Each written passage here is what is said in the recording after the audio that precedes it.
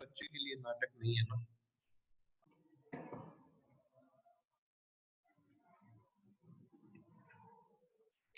Now let us see about visual display design.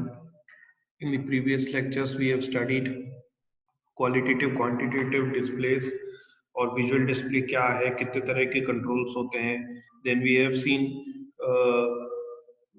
seen this what exactly we have arrived at, what is exactly pictorial display or auditory display. फिर also we have discussed कि auditory display के जो abilities हैं वो क्या हैं, और sometimes we have seen that auditory display is much preferred than visual display, या उनके साथ यूज होते हैं. तो वो कौन सी कंडीशंस थी ये हमने एक बार देख लिया था लास्ट लेक्चर्स तक. तो नाउ लेट अस सी दी, और फिर हमने लास्ट लेक्चर में ये भी देखा था क्लासिफिकेशन ऑफ ऑडिटरी डिस्प्ले. तो उसमें नॉइस मोड्स क्या हैं और नॉइस सिग्नल्स क्या हैं, या जो स्पीच प्रेजेंटेशंस हैं वो स्पीच मैसेजेस हैं वो क्या हैं, और वो किन कंडीशंस में यूज होती हैं, और टू वे कम्युनिकेशन किन कंडीशंस के लिए सूटेबल होता है. तो ये हम सभी ने देख लिया था. देन हमने देखा था कि और भी जो ऑडिटरी डिस्प्लेज हैं उनमें हॉर्न है, विसल है, फॉग हॉर्न है, बजर है, बेल है, सायरन है. ये सारी चीजें भी हमने देखी थी कब किन कंडीशंस में यूज होती हैं और किस तरह के साउंड है, हाई इंटेंसिटी है, लो इंटेंसिटी है, पिच कैसी है उनकी. ये सारी चीजें हमने लास्ट लेक्चर में देखी थी. देन हमको शुरू करना था डिजाइन ऑफ कंट्रोल से. तो डिजाइन ऑफ कंट्रोल कैसे करना है, डिस्प्ले में कंट्रोल क्या है, और उसका डिजाइन कैसे होता है, ये हमने जस्ट डेफिनेशन ही देख पाए थे कि कंट्रोल वो एक डिवाइस है जो कि इंफॉर्मेशन को ट्रांसमिट करता है किसी मशीन को, किसी मैकेनिज्म को, या किसी सिस्टम को. इसलिए कंट्रोल को सिलेक्ट करना डिपेंड करता है नेचर ऑफ इंफॉर्मेशन कैसा है जो कि जिस तरह की हमको ट्रांसमिट करनी है, किस तरह की वो इंफॉर्मेशन है जो हमको ट्रांसमिट करनी है. ये डिपेंड करता है कि हमारा कंट्रोल किस तरह का होगा, है ना, किस तरह का कंट्रोल हम चुनेंगे. And the performance efficiency of a human operator is directly affected by the nature or type of the control which we are going to provide to the machine. So while designing the control, ये performance जो है इसकी performance की efficiency operator की depend करती है कि किस तरह का control हम select कर रहे हैं उस machine के लिए. क्योंकि हम सिर्फ एंड यूजर नहीं है, हम उस मशीन को बनाने वाले भी हैं. तो जब हम बनाते हैं उस समय ये चीजें ध्यान में रखनी पड़ती हैं हमको. कंट्रोल्स बहुत तरीके के होते हैं. लास्ट टाइम मैंने आपको एक इमेज दिखाई थी जिसमें फुट पैडल कंट्रोल है, स्टीयरिंग टाइप का लीव कंट्रोल है, जो rotatory single axis rotatory levers हैं, स्विच बटन्स हैं, ऑन ऑफ वाले बटन्स हैं, और जो वर्टिकल लीवर्स हैं, मतलब लीवर्स हैं टू एंड फ्रो मूवमेंट के लिए, चाहे वो वर्टिकल में हो चाहे हॉरिजॉन्टल में हो. तो बहुत सारे तरीके के कंट्रोल्स होते हैं, लेकिन मुझे किस तरह की इंफॉर्मेशन ट्रांसमिट करनी है ये डिपेंड करता है कि मैं कौन सा कंट्रोल उस मशीन के लिए, उस पर्टिकुलर मैसेज को ट्रांसमिट करने के लिए लगाऊंगा. लाइक कार में आपने कभी भी देखा होगा, बहुत सिंपल चीज है, कार और टू व्हीलर में कभी भी स्टेयरिंग नहीं लगती, और कार में स्टेयरिंग लगती है, उसमें कभी हैंडल नहीं होता. तो ये क्यों है, ये जब डिजाइन करते हैं हम कार्स को तब हम चुनते हैं. बहुत बेसिक डिफरेंस है कि वहां हम स्टेयरिंग यूज करते हैं या हम हैंडल यूज करते हैं. जैसे साइकिल्स में होते हैं वैसे टू व्हीलर में होते हैं, जबकि हम जब थ्री व्हील में भी आते हैं तो भी हम हैंडल ही यूज कर रहे होते हैं. लेकिन जब हम फोर व्हील में आते हैं, माने कार में एंड अबाउट जो फोर व्हील ड्राइव्स हैं उन सब में स्टेयरिंग यूज करना पड़ता है. वो तो बेसिक है, लेकिन इसी तरह के कंट्रोल्स हैं. जैसे गियर पैनल है, तो वो गियर पैनल में कैसे कंट्रोल होगा, चार गियर कैसे कैसे शिफ्ट होंगे, ये यूनिवर्सल मैकेनिज्म है कि इसको इससे ही देना है. देन इसमें फर्दर आगे क्लासिफिकेशन में आते हैं. स्टेयरिंग बहुत तरह की स्टेयरिंग है, अलग अलग उनकी फंक्शंस है, अलग अलग उनकी यूटिलिटी है, और उनके पैनल में बहुत सारे ऐसे और भी स्विचेस हैं जो जैसे अपन लग्जरी एंड पे जाते हैं तो उनकी डिजाइन में काफी चेंज आता है। उनकी मतलब स्टीयरिंग का डायमीटर अगर बड़ा है तो क्या फायदा होगा, छोटा डायमीटर है तो क्या फायदा होगा, ये सब टेक्निकल एस्पेक्ट्स हैं। देन सादी स्टीयरिंग है कि पावर स्टीयरिंग है ना, स्टैंडर्ड स्टीयरिंग है कि पावर स्टीयरिंग है। देन पावर स्टीयरिंग है तो उसमें कौन कौन से एडिशनल फंक्शंस उसी में इनबिल्ट है। The more you go on the luxury side, the more you'll get the classification of a particular control. So this way many controls are available, है ना, many control panels, many control instruments are available, and which one to pick ये हमको depend करता है कि किस तरह की इंफॉर्मेशन को हमको एज एन इनपुट देना है हमारे मशीन को, मैकेनिज्म को या सिस्टम को। Now, what are the factors which affect exactly the selection of that control system? तो नंबर वन हमारी स्क्रीन पे ही लिखा है कि it is like operational function, operation functions of the control. So the aim and importance of this control is like it shows the features of the controlled machine, the nature of controlling action required and the time of the control। ठीक है, तो ये clearly बता रहा है कि एक तो नेचर ऑफ कंट्रोलिंग एक्शन कैसा है और कितना टाइम लग रहा है उसको कंट्रोल करने में। ये हम ये डिसाइड करता है कि कुछ इंपॉर्टेंट क्राइटेरियाज है जो कि डिसाइड करते हैं कि जो ऑपरेशनल फंक्शन है कंट्रोल का वो कैसा होगा। Another thing is another thing is need of control task, हमको कंट्रोल टास्क की जरूरत क्यों है। Now this is the force requirement, force requirement, speed, accuracy of movement and आपस में इन तीनों का आपस में डिपेंडेंसी, फोर्स रिक्वायरमेंट, स्पीड और एक्यूरेसी जो है मूवमेंट का, आपस में इन तीनों की जो इंटरडिपेंडेंसी है वो, ये सारे फैक्टर्स स्पेसिफाइड होंगे इस इस पार्ट के अंदर, which is need of control task. Now the informational needs of operator. Operation operator के एंड पे कौन कौन सी इंफॉर्मेशनल नीड्स हैं। the whole range of operator information requirements like identify करना, लोकेशन होना, पोजीशन बताना, कंट्रोल का उसकी सेटिंग कैसी होगी, ये सारी चीजें हैं जो ऑपरेटर के एंड पे इंफॉर्मेशनल रिक्वायरमेंट है, जो कि जब कंट्रोल्स हम फिट कर रहे होते हैं पैनल में तो कहाँ कैसे क्या होगी, उसकी लोकेशन क्या होगी, उसको आइडेंटिफाई कैसे करेंगे कि ये वो वाला पैनल है और उसकी पोजीशन कहाँ रखेंगे। ये मतलब डिपेंड करता है उस पैनल में उसको कैसी जगह मिलेगी। Now the space and layout requirements. तो space and layout requirements is like बहुत अगेन एक इम्पॉर्टेंट क्राइटेरिया है जो कि डिटरमाइन करता है और डिसाइड करता है फिजिकल डिजाइन कंट्रोल्स का। फिजिकल डिजाइन पे चार फैक्टर्स हैं जो कि स्टडी किए जाते हैं while we are selecting or before we are selecting the control device, control device is started. तो जैसे हमने पहले डिस्कस किया था, पहला फैक्टर है सिलेक्शन ऑफ कंट्रोल।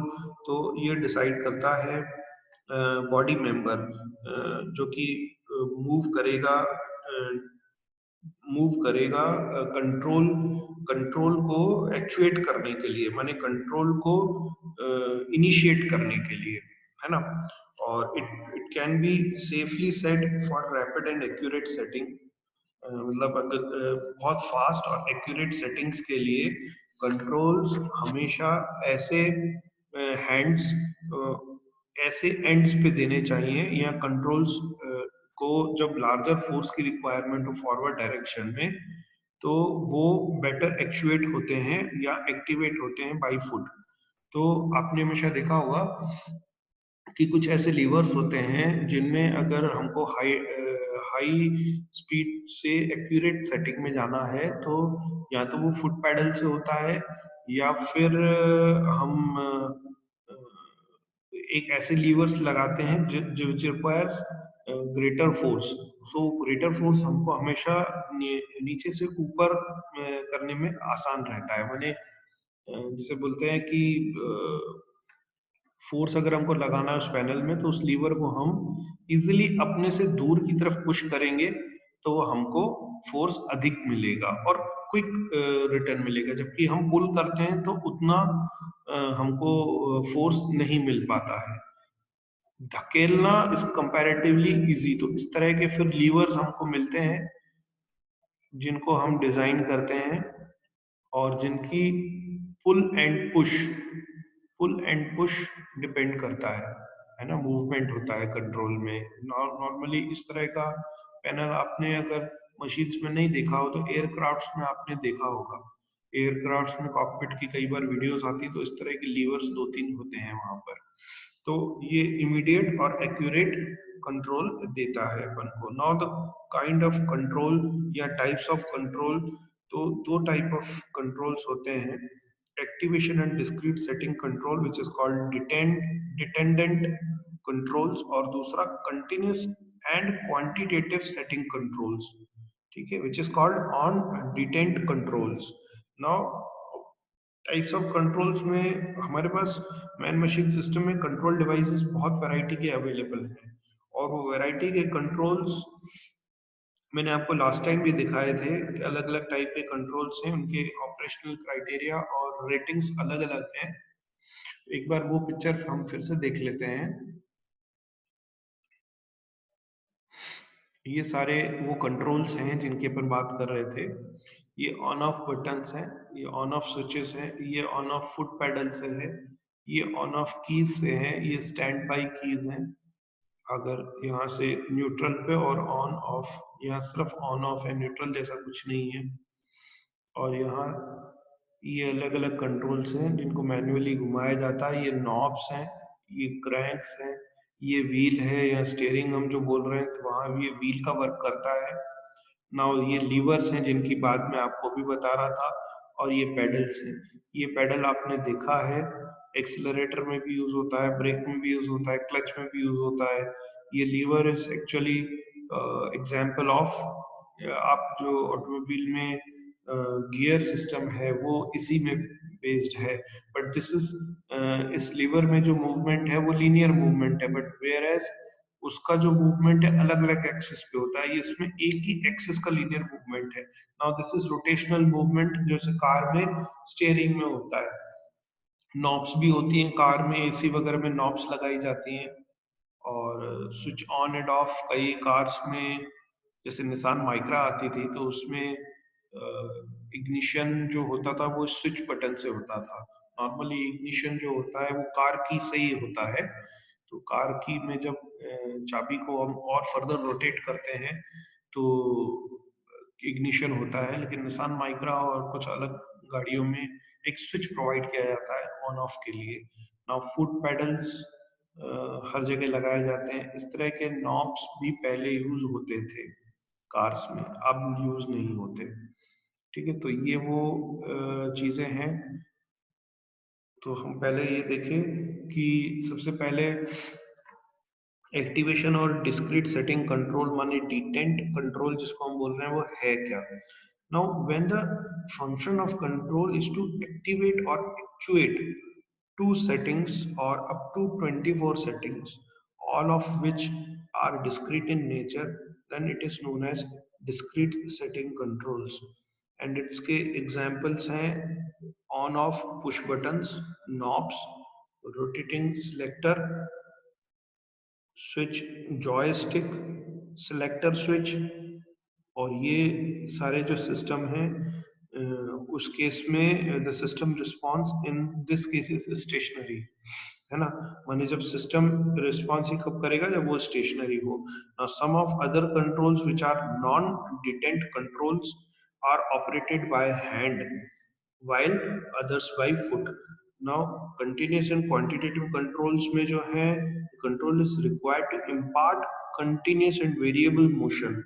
ओके, तो कंटिन्यूस एंड वेरिएबल मोशन में कैसा होगा, बहुत सारे अलग अलग कंट्रोल हैं जिनको ड्यूरिंग द प्रोसेस जो स्पीड ऑपरेशन ऑफ स्पीड है, जैसे आरपीएम बोलते हैं अपन। It is not all the time with car only, but RPM की सेटिंग अपनी लेथ मशीन में भी होती है, आरपीएम की सेटिंग ड्रिलर्स में भी होती है। सिंगल आरपीएम सेटिंग वाले भी होते हैं, लेकिन मल्टीपल आरपीएम वाले भी होते हैं। Depends upon different job operations, जहाँ पे हमको आरपीएम्स को चेंज करना पड़ता है। तो इस तरह के जो नॉन डिटेंट कंट्रोल्स हैं वो सब उस एंड पे जाते हैं। Now system response is rotatory हो, रोटेटरी हो या लीनियर हो, लेकिन स्टेशनरी ना हो, because they have a slow movement या swing movement in particular direction and requires a fine adjustment, है ना। जैसे स्टेयरिंग में है या नॉब्स वगैरह में होता है। The motion can be linear such as lever, accelerator pedal, और rotatory such as steering wheels. तो ये इनमें भी देखा जाता है, लीवर्स में, एक्सेलरेटर पेडल में, रोटेटरी या रोटेटरी जो होते हैं एक्सेलरेटर पेडल या रोटेटरी जैसे स्टीयरिंग व्हील्स हैं। तो इनमें जो मोशन है वो स्लो रहता है। स्विंग एक पर्टिकुलर डायरेक्शन में होता है, एक पर्टिकुलर मूवमेंट के लिए, लेकिन बहुत फाइन एडजस्टमेंट वाला होता है। और ये हमारे पास एक टेबल है, this gives us the nature of control, किस तरह का कंट्रोल है, किस तरह की उसमें फोर्स की रिक्वायरमेंट है, किस तरह की उसमें स्पीड है, किस तरह की उसमें एक्यूरेसी मिल रही है, और कंट्रोल फंक्शन है, डिटेंट है, नॉन डिटेंट है, ये है ना।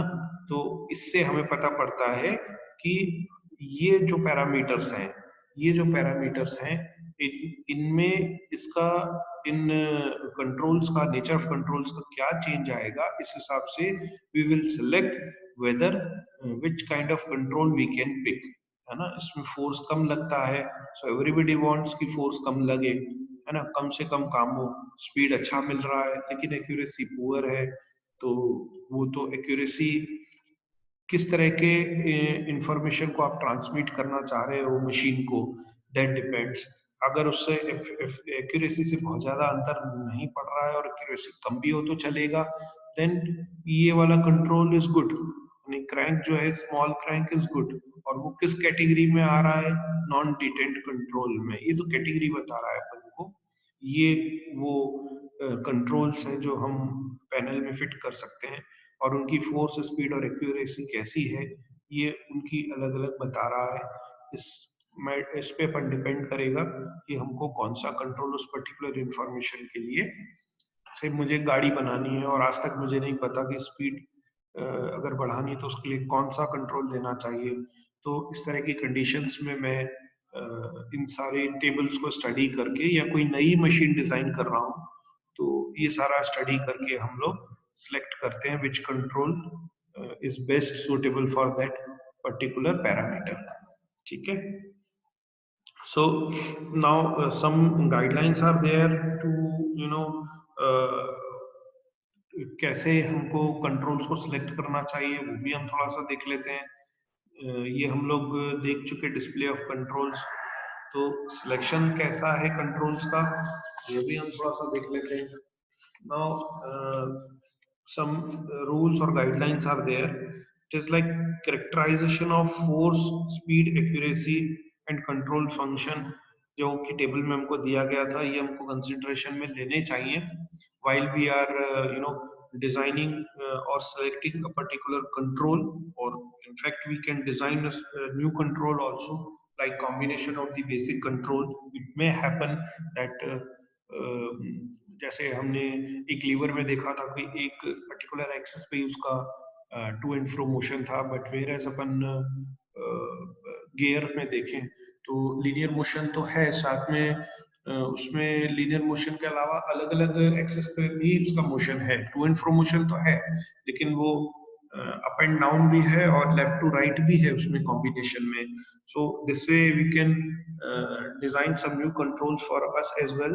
एक ही कंट्रोल में मल्टीपल टाइप ऑफ कंट्रोल्स को इंक्लूड करना अगर पॉसिबल है तो अपन कर सकते हैं। इसमें पैनल स्पेस कम यूज होगा और ऑपरेटर के एंड पे आसानी होती है।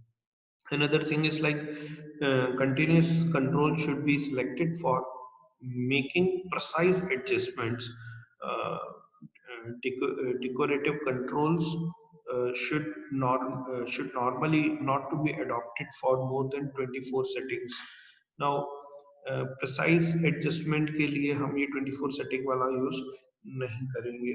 Control should be make use of each body member depend upon the physical capability and limitation of the each member.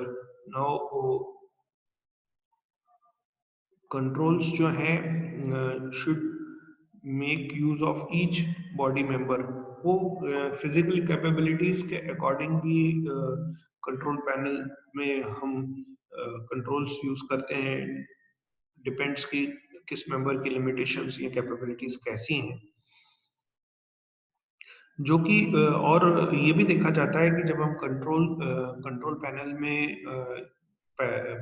में कंट्रोल्स को फिट कर रहे हैं तो जो इजीली आइडेंटिफाइबल कंट्रोल्स हैं उनको उनको ही यूज करें ताकि इजीली आइडेंटिफाई कर पाए, क्योंकि हम जब एक सिस्टम डिजाइन करते हैं तो लगभग उस तरह के सिस्टम और भी एग्जिस्ट करते हैं. तो और भी एग्जिस्ट सिस्टम करते हैं तो जो यूनिवर्सल कंट्रोल्स हैं उनको ध्यान में रखते हुए हम डिजाइन करें तो जो अंडरस्टैंडिंग है कंट्रोल्स को ऑपरेट करने की, दैट विल बी, या आइडेंटिफिकेशन है उन कंट्रोल्स को देखने का कि वो हाई होगा. क्योंकि हम कोई भी, हमने अपना मोबाइल यूज किया है तो हम दूसरे का कुछ भी इलेक्ट्रॉनिक गैजेट, टैबलेट है या कुछ और इलेक्ट्रॉनिक गैजेट है, जब हम यूज करते हैं तो ऐसी बहुत सारी यूनिवर्सल कीज या यूनिवर्सल फंक्शंस होते हैं जो कि पहली बार हम उस सिस्टम को यूज कर रहे हैं तभी हमको समझ में आता है कि ये वो चीज होनी चाहिए. तो सिमिलर वे में हमको इस यहाँ भी ध्यान देना चाहिए. लीनियर कंट्रोल जो नॉर्मली होते हैं वो स्मॉल रेंज के लिए यूज किए जाते हैं और जो रोटेशनल कंट्रोल्स हैं वो लार्जर रेंज के लिए यूज किए जाते हैं. That is true.